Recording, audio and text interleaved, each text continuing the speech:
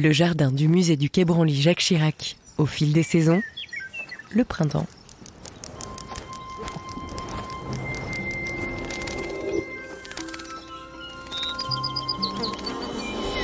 Cet homme, qui se sent si bien plongé tout entier dans le jardin du musée du Quai Branly Jacques Chirac, c'est son créateur, le paysagiste et jardinier Gilles Clément.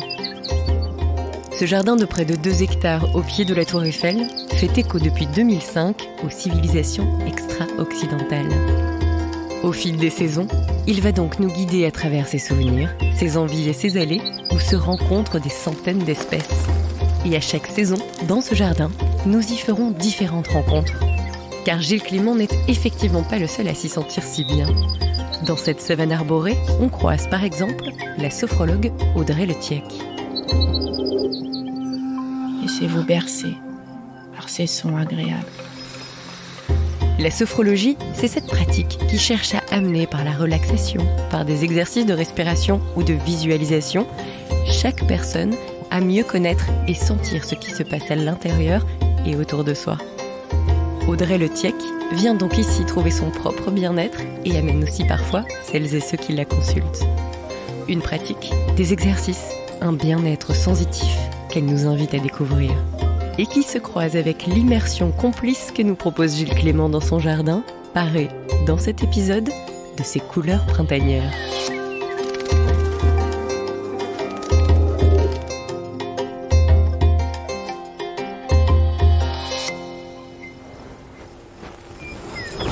C'est certainement un des jardins où je me sens le mieux. Je ne sais pas exactement dire pourquoi, mais parce que peut-être on a le sentiment de l'immersion.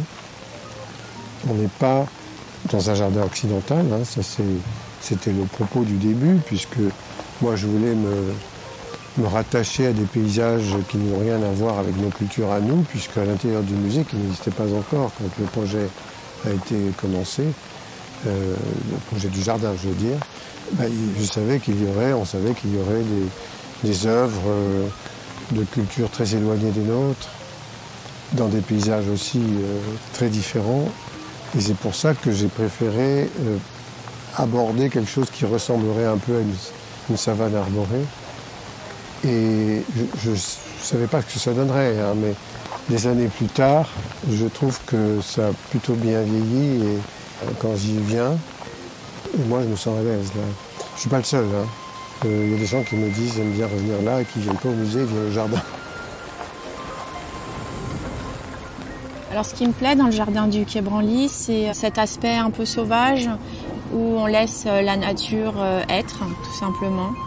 Et il y a une diversité de végétaux qui sont mélangés les uns avec les autres, sans forcément avoir un sens précis. Le côté sauvage de jardin, justement, permet une certaine liberté, que les choses ne soient pas, justement, carrées. Ça laisse place à la création, à la créativité, aux différents sens de se développer, rien qu'en portant ses yeux d'un endroit à un autre.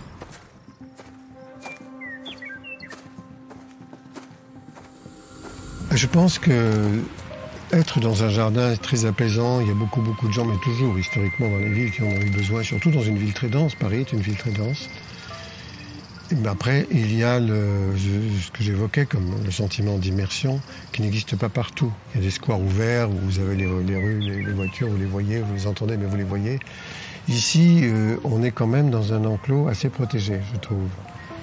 Et ça, je pense que c'est un privilège de pouvoir accéder à un lieu où on est vraiment ailleurs alors qu'on fait juste quelques pas pour y aller. Et on en a besoin, c'est très apaisant. Et puis parfois, il y a des animaux qui arrivent auxquels on ne s'attendait pas. Il y a des hérons qui sont arrivés dans le bassin.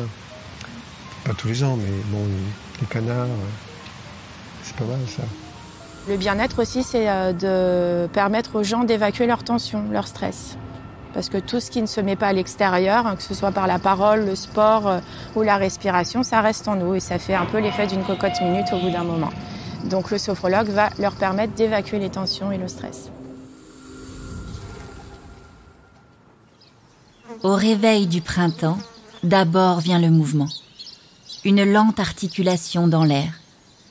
Un geste aérien, quoique un peu engourdi, quasi imperceptible si on n'y prête pas attention en fait. Mais une fois saisi, il ne se lâche plus. Lentement, si lentement, on aiguise le regard sur son retour à la vie. Au cœur de l'empire de l'hiver, la nature s'extirpe de sa torpeur comme on sort d'un rêve trop long, d'un sommeil trop profond, comme on se dégage d'une emprise. Elle entreprend sa renaissance, sa célébration future du triomphe de la vie. Pour moi, le printemps représente des couleurs chatoyantes, essentiellement le jaune, le vert, une multitude de couleurs de différentes fleurs, le rouge. Un dégradé de couleurs en fait, puisque c'est une saison où la vie s'éveille, donc il y a un peu toutes les couleurs qui ressurgissent.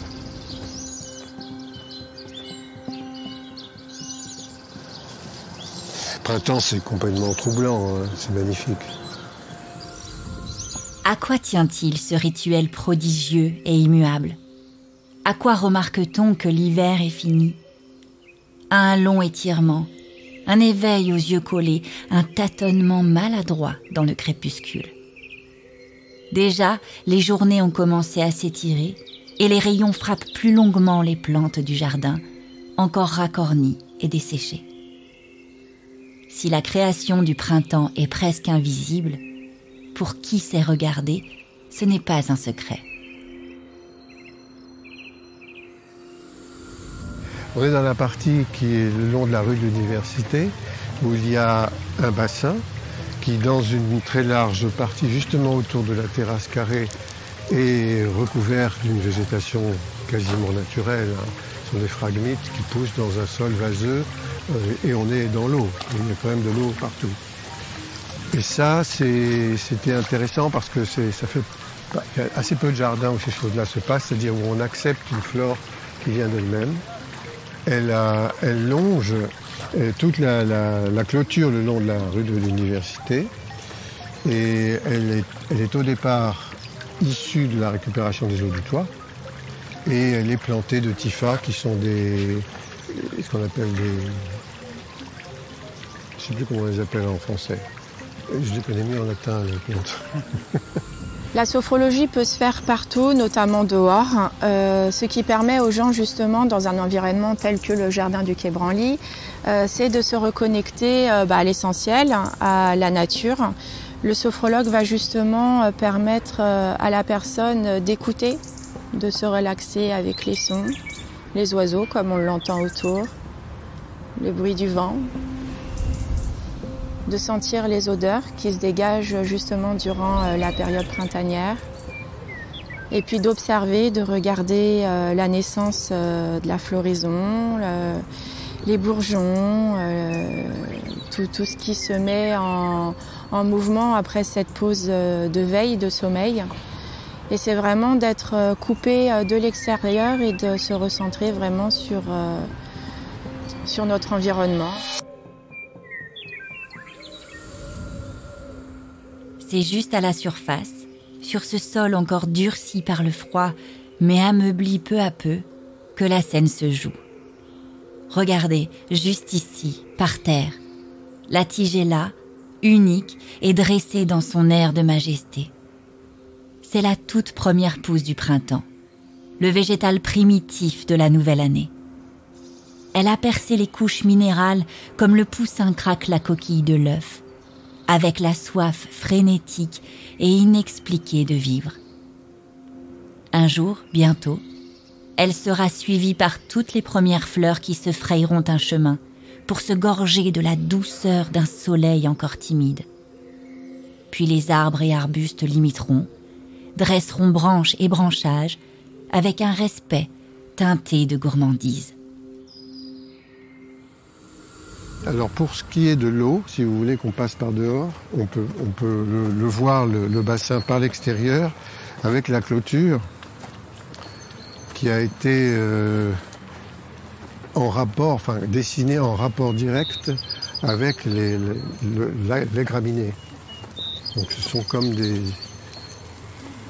immenses brins de paille, tressés les unes les autres, mis côte à côte.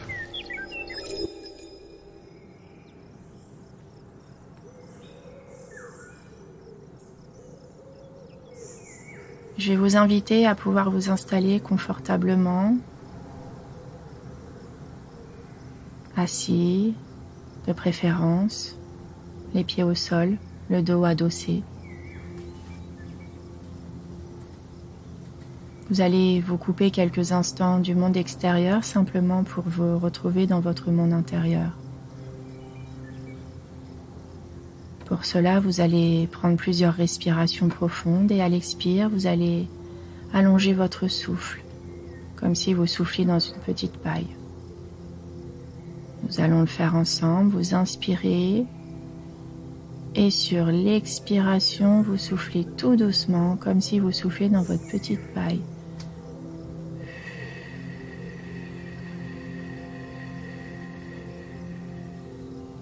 Encore 2 fois.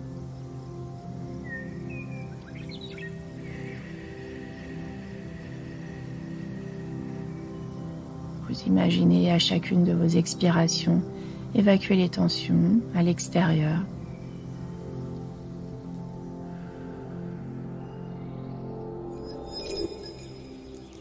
Malgré les températures qui saisissent encore, le spectacle a donc bel et bien commencé.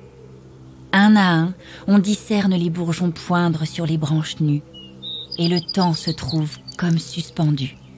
La scène est solennelle. C'est le symbole éphémère et saisissant de l'ultime étreinte de l'hiver et du printemps.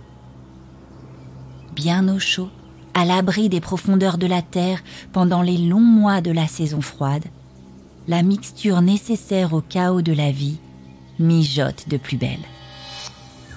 À présent, nous sommes au début du printemps, dans le jardin du Quai Branly.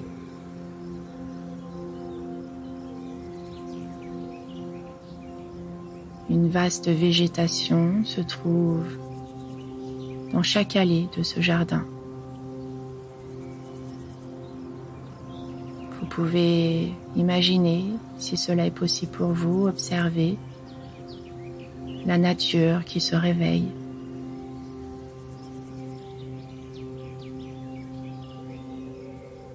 Le panel de couleurs qui se mélangent. La naissance de feuilles peut-être un peu plus vertes. Les bourgeons.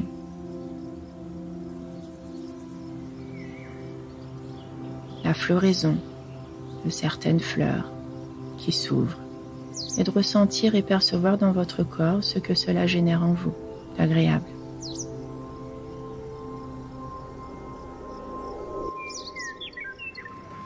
Et voilà.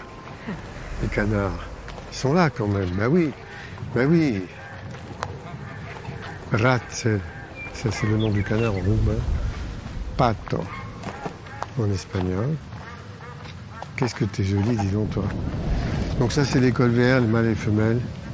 Ils sont drôles, hein. Puis il y en a plein. Hein. Et ils sont tellement habitués, parce qu'ils pensent qu'on va leur donner à manger là, qu'ils s'approchent. Voilà les tifas, les petites massettes. Vous voyez ? Ah oui, bah, si j'étais un animal, ce serait un canard. D'ailleurs, je viendrais au musée du Quai Branly parce qu'il y a un bassin. Parce que le canard, oui, il marche, il flotte, il plonge, il vole. C'est génial, quoi, pour un paysagiste. Hein, on voit de haut, on voit dedans, on voit partout, c'est extraordinaire. Bon, canard dans un pays où il n'y a pas de magrets, pas de chasseurs, pas de trucs comme ça, ce serait agréable. Mais enfin, je changerais quand même juste la voix. Je changerais un tout petit peu, pour la faire un peu plus harmonieuse. Puis vous écoutez tout autour de vous cet environnement présent. Le chant des oiseaux.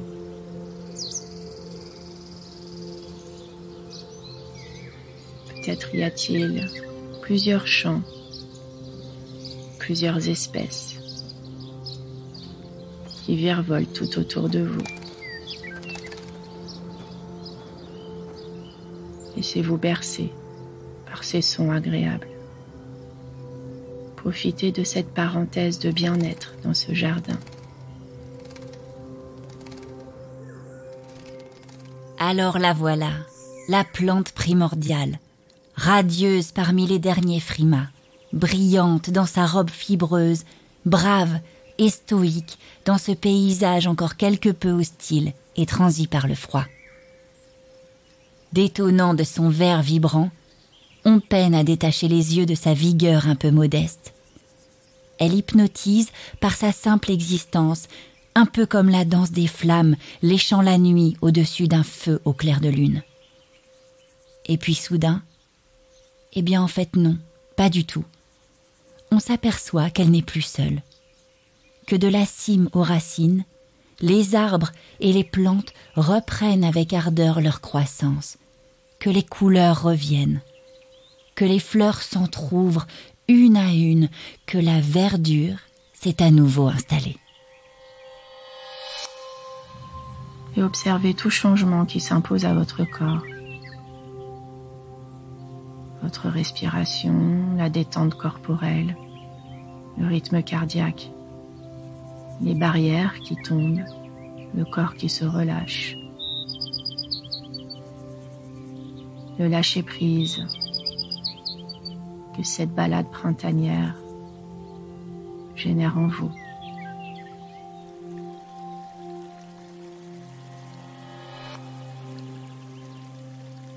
Je vous laisse profiter de ce moment,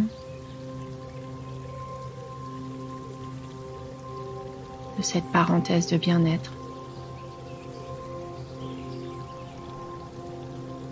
Et vous pourrez à tout moment, à chaque instant, lorsque vous aurez besoin de vous détendre,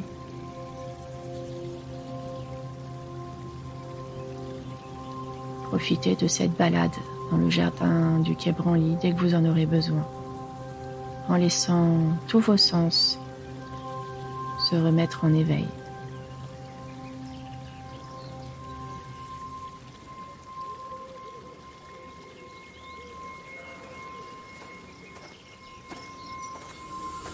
Le jardin du musée du Quai Branly Jacques Chirac, au fil des saisons.